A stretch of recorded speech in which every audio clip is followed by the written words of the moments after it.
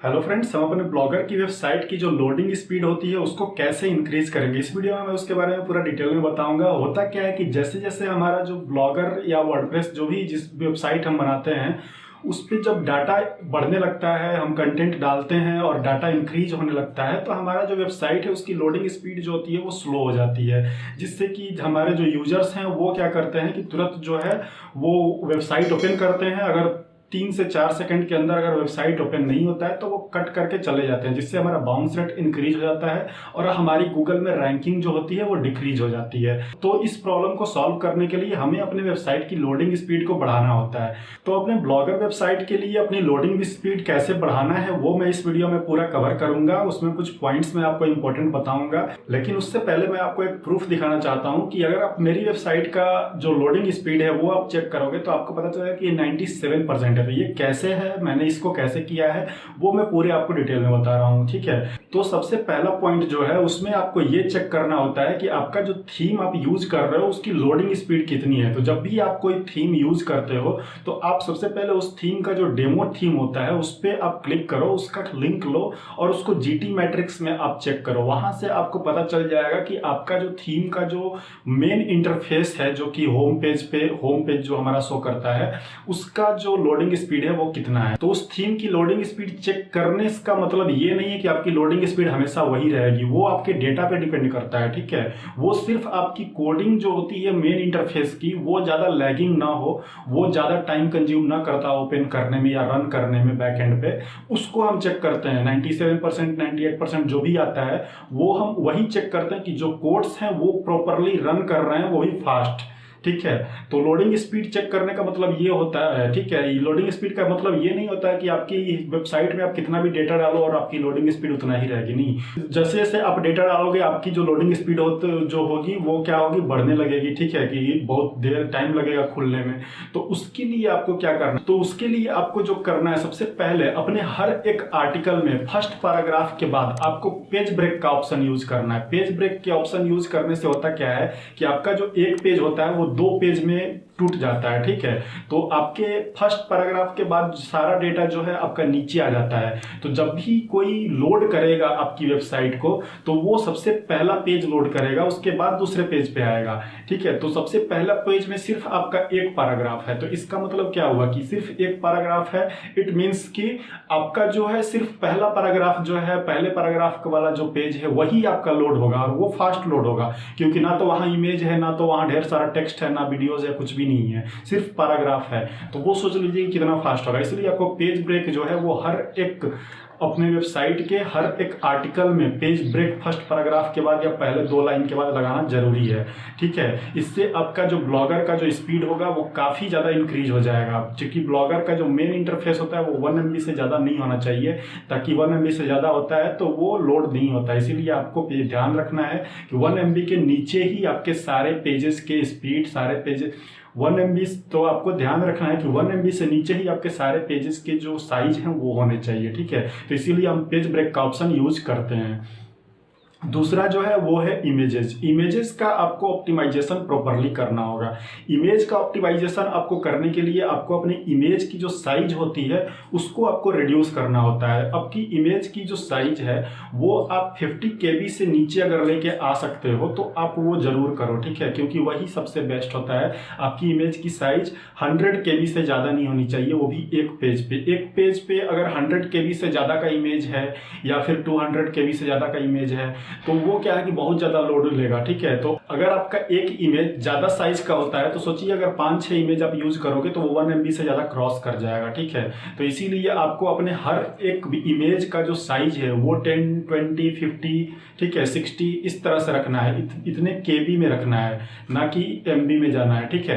तो ये चीज आपको करना है। तीसरा पॉइंट है वो है मिनिमम विजेट्स। विजेट्स जो आप यूज करते हो अपने ब्लॉग पे, जैसे कि लेआउट में जो विजेट्स होते हैं ब्लॉगर में, आप लेआउट में जाते हो वहाँ HTML का विजेट्स लगाते हो, फेसबुक का, या फिर आर्काइव्स हो गया या कैटेगरीज हो गया, ये सारे जो विजेट आप लगाते हो तो इसमें आपको ध्यान रखना है कि आप ज्यादा से ज्यादा विजेट यूज मत करो, ठीक है। विजेट क्या होता है, विजेट जो भी आप लगाते हो वो एक जावास्क्रिप्ट का कोड होता है, ठीक है। और जावास्क्रिप्ट की कोड जितनी ज्यादा आप अपने थीम में यूज करोगे आपका का थीम उतना ज़्यादा स्लो होगा, क्योंकि जावास्क्रिप्ट का कोड रन होने में टाइम लेता है, ठीक है।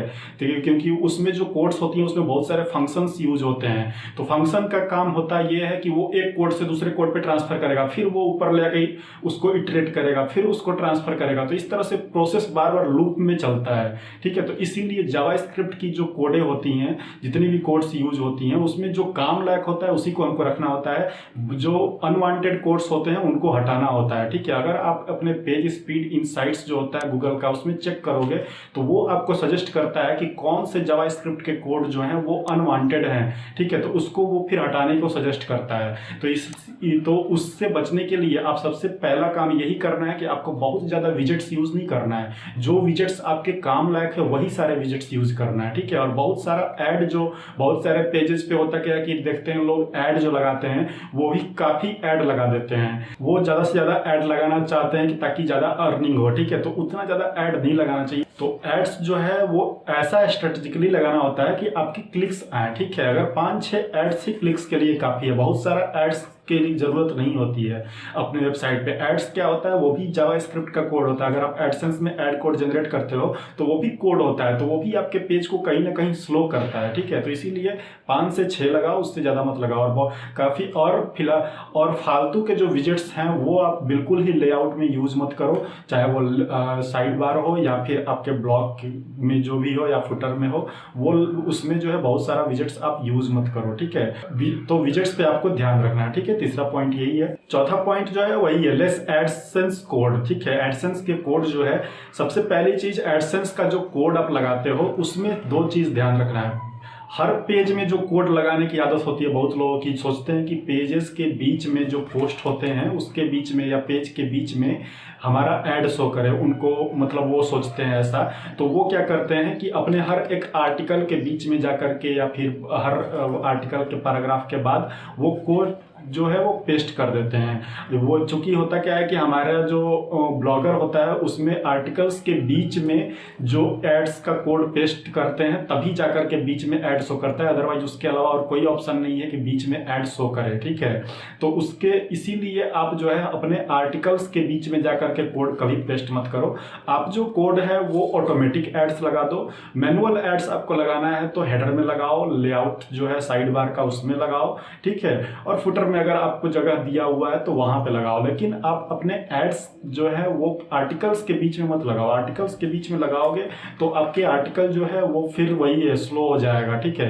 तो इसीलिए, और आर्टिकल्स के बीच में अगर आप एड शो करना चाहते हो तो उसके लिए आप सिर्फ वही काम करो, तो उसके लिए आप जो है वो ऑटोमेटिक एड्स लगा दो। और आपका जो ब्लॉगर का जो लेआउट होता है अर्निंग सेक्शन, वहां पे आपको दिखेगा 3 ऑप्शन, ठीक है, 3 जिसमें कि आपको ऑप्शन दिया रहेगा कि आपको जो ऐड जो सिलेक्ट करना है वो क्या करना है, पोस्ट में करना है या पोस्ट या साइड बार में करना है, ठीक है। तो उसमें से जो बीच वाला ऑप्शन होता है वो आप सिलेक्ट कर लो, पोस्ट और साइड बार दोनों, ठीक है। तो वो अपने आप अगर जो है वो शो करना शुरू कर देगा ऑटोमेटिकली, उसको स्पेस मिलेगा आपके आर्टिकल के बीच में तो वो वहां पे भी शो करेगा, ठीक है। तो इसीलिए आप जो है मैनुअली कोड को आर्टिकल्स के बीच में कभी पेस्ट मत करो, ठीक है। और बहुत ज्यादा नहीं, 5 से 6 ऐड ही अपने पोस्ट पे रखो, ठीक है।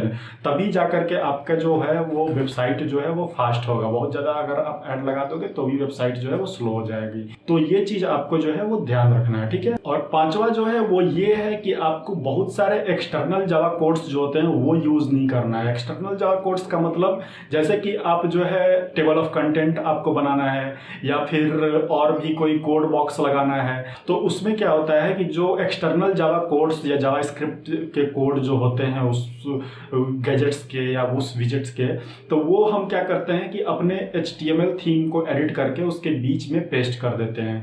तो उससे क्या होता है कि वो भी स्लो डाउन कर देता है, ठीक है। बहुत सारे गैजेट्स मैंने जैसे कि बताया कि विजेट्स हम यूज कर देते हैं बहुत सारा लेआउट में, उसी तरह से आपको बहुत सारे गैजेट्स या फिर बहुत सारे जावास्क्रिप्ट के कोड जो है वो लगाने के लिए अपने ब्लॉगर में उसको यूज नहीं करना होता है, ठीक है। ब्लॉगर में आप यूज करोगे तो आपका ब्लॉगर स्लो हो ही जाएगा, ठीक है। ब्लॉगर बहुत ही लिमिटेड होता है, ये बात आप समझते, ब्लॉगर बहुत ही लिमिटेड होता है, ये आपको समझना पड़ेगा, ठीक है। अगर आपको ब्लॉग एकदम अनलिमिटेड फ्री एकदम चाहिए जिसमें कि आप कुछ भी कर सको, तो फिर भाई मैं रिकमेंड करता हूं कि आप वर्डप्रेस यूज करो। क्योंकि ब्लॉगर में आप लोग बहुत सारे लोगों के बहुत सारे डिमांड होते हैं कि ब्लॉगर में मैं ये कर दूं वो कर दूं, नहीं होता है। ब्लॉगर लिमिटेड इसीलिए है, ब्लॉगर एक फ्री प्लेटफॉर्म है और फ्री पे जितना ज़्यादा सुविधा ब्लॉगर देता है उससे ज़्यादा सुविधा आपको और कहीं किसी भी प्लेटफॉर्म पे नहीं मिलता है। तो इसीलिए अगर आपको फ्री एकदम बिल्कुल हर चीज़ यूज़ कर सकते हो तो आप वर्डप्रेस यूज़ करो। अदरवाइज ब्लॉगर पे कुछ लिमिटेशंस हैं जिसको कि आपको उसको